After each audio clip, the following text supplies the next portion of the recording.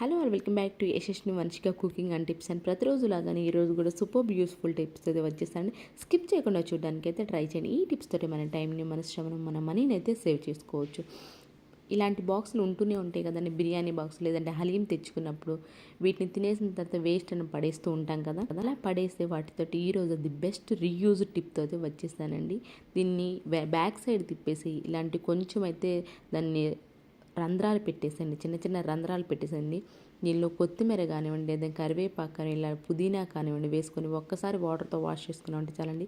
చిన్న చిన్న ఇసుక ఏదైతే ఉంటుందో అది క్లియర్గా మొత్తం కింద దిగిపోతుంది. మనం ఒక బేషన్లో వేసి దాన్ని కడిగి మళ్ళీ తీసి దాన్ని మట్టంతా వదిలి, ఇదంతా ప్రాసెస్ పెద్ద పని అండి.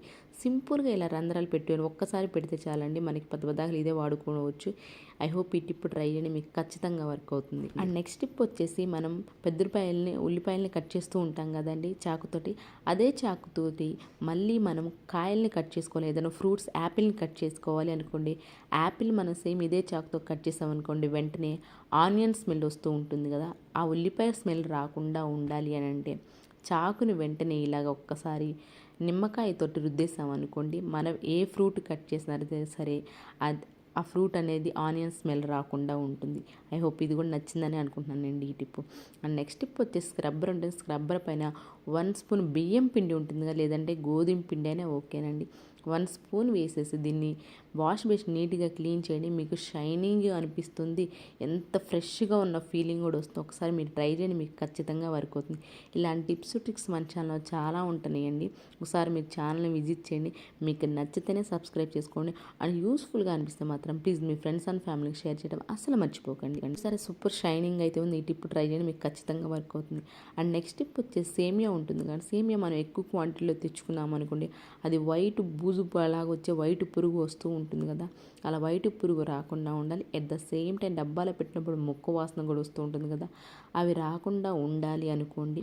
ఇలా లవంగాలు వేసుకొని ఆ ఘాటు స్మెల్కి ఎలాంటి పురుగు పట్టదు, అలానే ముక్క వాసన కూడా రాకుండా ఉంటుంది. ఐ హోప్ ఈ టిప్ కూడా నచ్చిందని అనుకుంటున్నానండి.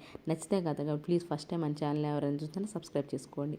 అండ్ నెక్స్ట్ టిప్ వచ్చేసి, పిల్లలు కొన్నిసార్లు ఈ పెన్నుతోటి గీసుకుంటూ ఉంటారు కదండి పైన, అది ఎలా తుడిపేయాలి, సోప్ పెట్టి మళ్ళీ కడిగి అంత ప్రాసెస్ పడకుండా సింపుల్గా అండి.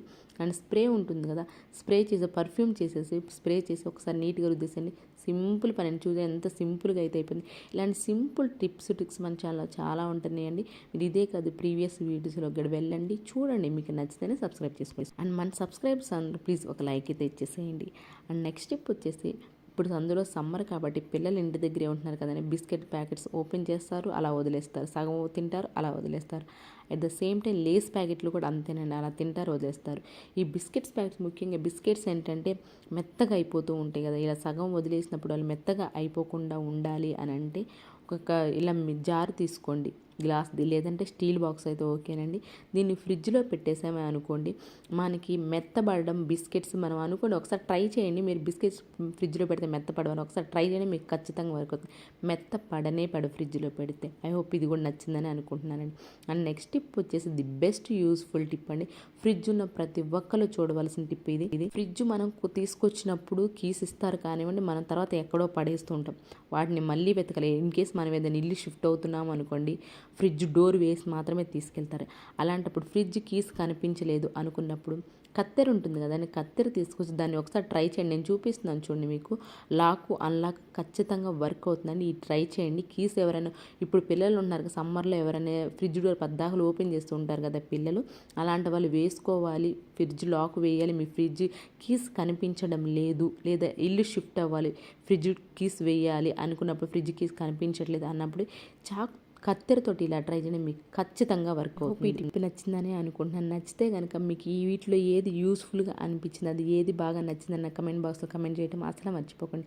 నెక్స్ట్ టిప్ వచ్చేసి, కొంచెం టీ పౌడర్ తీసుకోండి, దానిలో కొంచెం పర్ఫ్యూమ్ ఇలా ఉంటుంది, పర్ఫ్యూమ్ స్ప్రే చేసేసండి, ఒక ప్యాకెట్గా పెట్టేసి పిల్లల బట్టల్లో పెట్టేసండి. పిల్లల బట్టలు కొంచెం, ఇందులో చిన్న పిల్లలు టాయిలెట్లు పోస్తుంటే కొంచెం బ్యాడ్ స్మెల్ వస్తుంది, అలాంటప్పుడు బట్టల్లో పెట్టేసి ఎలాంటి బ్యాడ్ స్మెల్ ఏదో రాకుండా ఉంటుంది.